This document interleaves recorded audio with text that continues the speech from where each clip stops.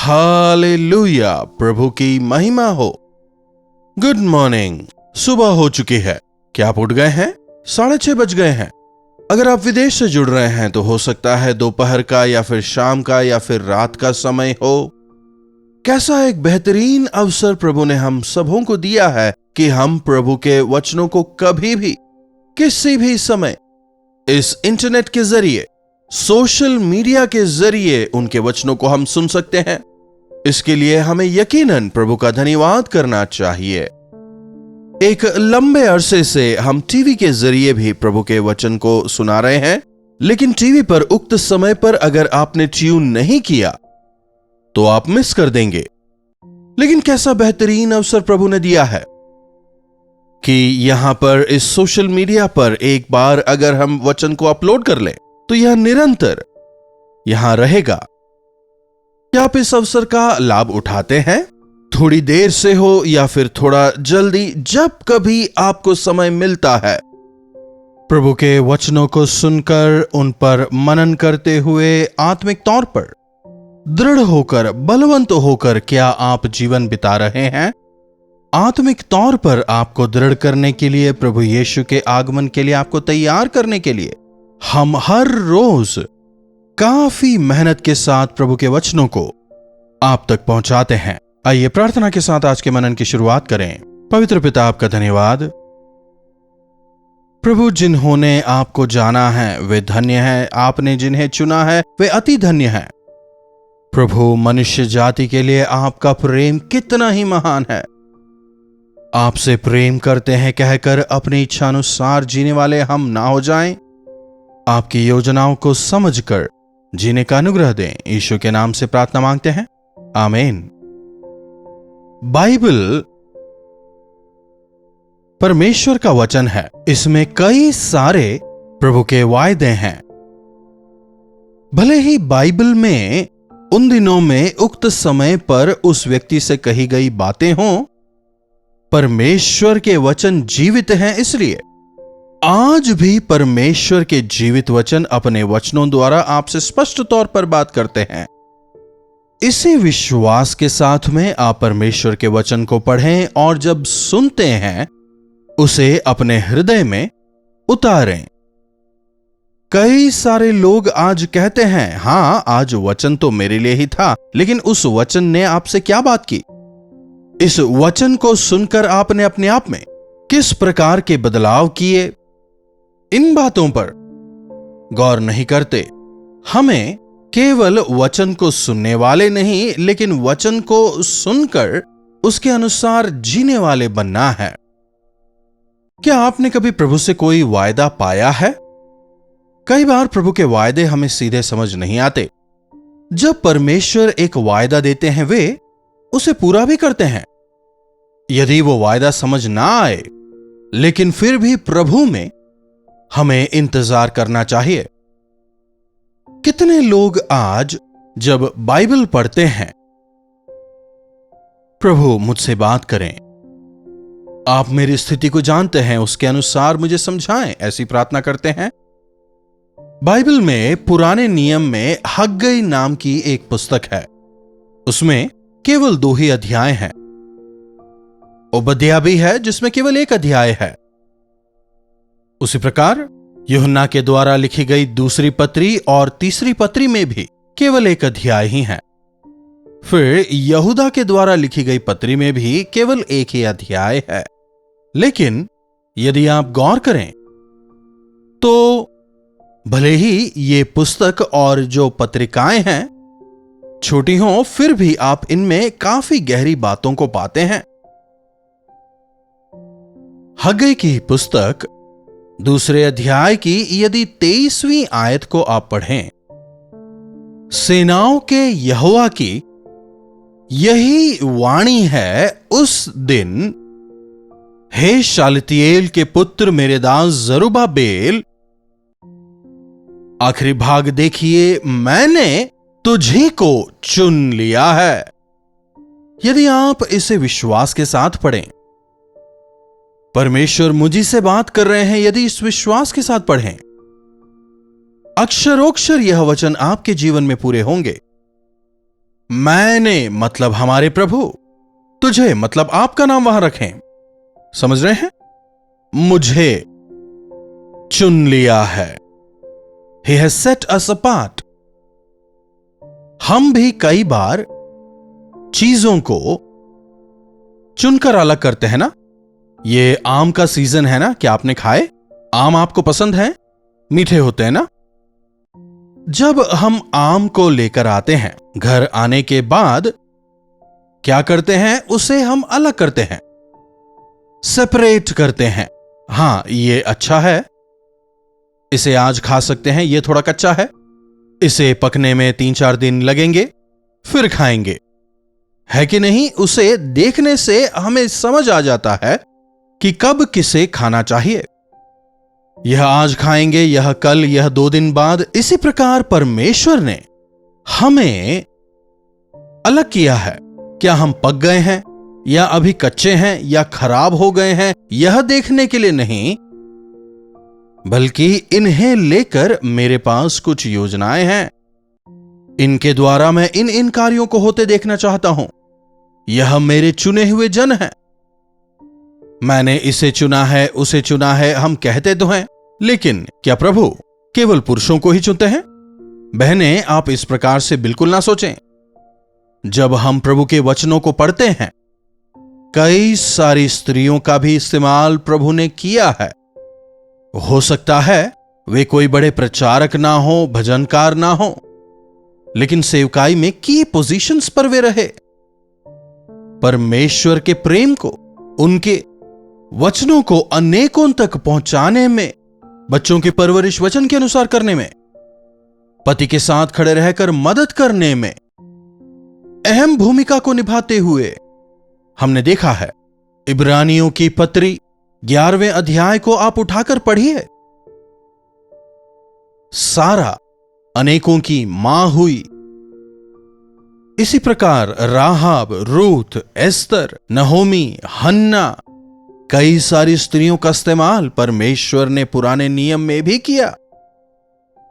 हो सकता है उनकी योजनाएं क्या हैं आज हमें समझ ना आए, लेकिन हर एक के विषय उनके पास एक योजना है।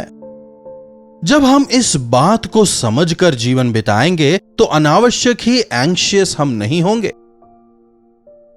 आजकल लोगों की चिंता अपने भविष्य को लेकर बहुत अधिक है ना। बुढ़ापे में कौन मेरा सहायक होगा? बच्चे तो आज ही मेरा ख्याल नहीं रखते, मेरी पत्नी तो आज ही मेरी देखरेख नहीं करती, बुढ़ापे में क्या वो मेरे साथ रहेगी?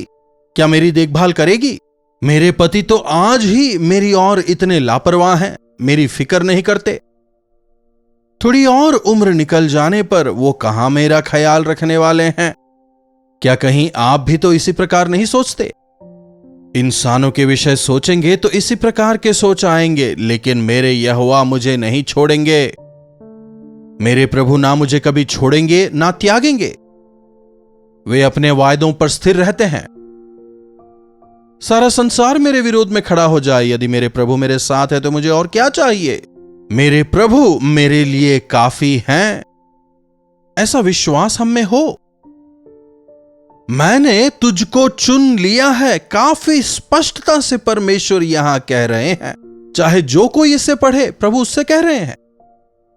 एक समय में कितने भी लोग प्रार्थना करें, वे उनकी प्रार्थना को सुन सकते हैं।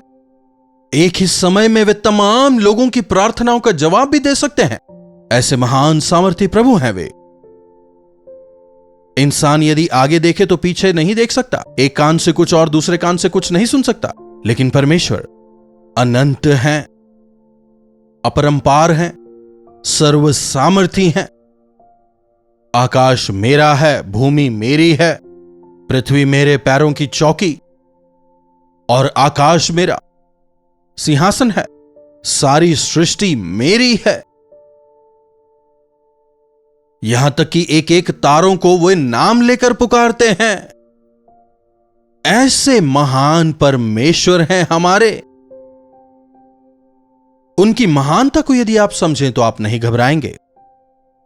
विश्वास करें, मैं तुझे लेकर अंगूठी के समान रखूंगा, क्योंकि मैंने तुझे चुन लिया है। क्या कह रहे हैं? मैं तुझे लेकर अंगूठी के समान रखूंगा। राजाओं के शासन के दौरान उनकी अंगूठी एक सील के जैसे होती थी, राजा के साइन की तरह।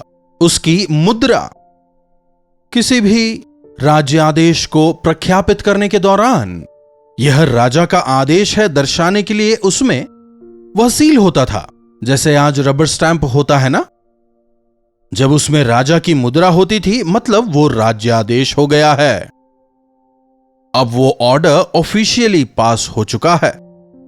अब उस मामूली से कागज की अहमियत काफी बढ़ गई है।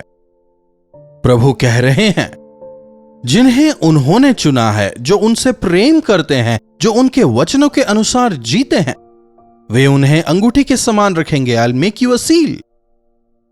मतलब यीशु मसीह में जो अधिकार है वो अधिकार अब आपको दिया गया है। हालेलुया। मत्ती रचित सुसमाचार उसके 10वें अध्याय में यदि देखें, वे अपने 12 शिष्यों को बुलाकर उन्हें दुष्टात्माओं पर अधिकार देते हैं, चंगाई का अधिकार देते हैं, विभिन्न प्रकार की दुर्बलताओं को दूर करने के लिए वे उन्हें अधिकार देते हैं। अधिकार। आज संसार में देखिए पावर का मिसयूज कैसे हो रहा है। संसार का दिया गया जो अधिकार है वो सीमित है, थोड़े समय के लिए है, लेकिन प्रभु का अधिकार असीमित है, सोचने से बढ़कर है। दुष्टात्माओं को निकालने के लिए, बीमारों को चंगा करने वे अधिकार दे रहे हैं। आज शुक्रवार है, हमारे चर्च में आज उपवास की प्रार्थना होती है। आपके चर्च में चाहे शुक्रवार हो या शनिवार, जब कभी उपवास की प्रार्थना हो उसमें भाग लें। या फिर आप जहां हैं वहां अगर उपवास की प्रार्थना नहीं होती, आप खुद उपवास रखकर प्रार्थना करें। कलीसिया जब प्रार्थना करती है चमत्कार होते हैं। परमेश्वर ने हमें अधिकार दिए हैं कि हम परमेश्वर के राज्य के निर्माण में भागी हों।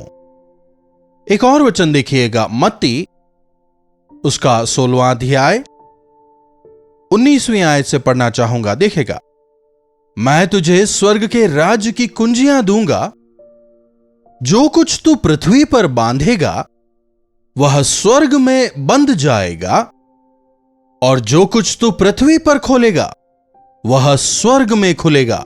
जो बांधेगा बंधेगा, जो खोलेगा खुल जाएगा। स्वर्ग की कुंजी मैं तुम्हें दे रहा हूं। समझ रहे हैं? धीरे धीरे ताले चाबियों का तो सिस्टम जा रहा है। अब तो लॉक नंबर्स हैं, है कि नहीं?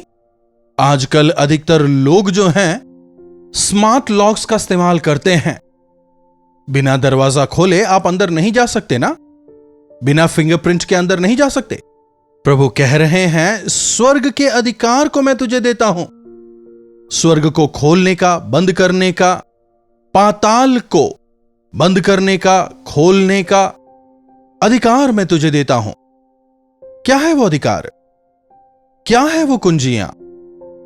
मेरा मानना है उस ताले की जो चाबी है प्रार्थना है।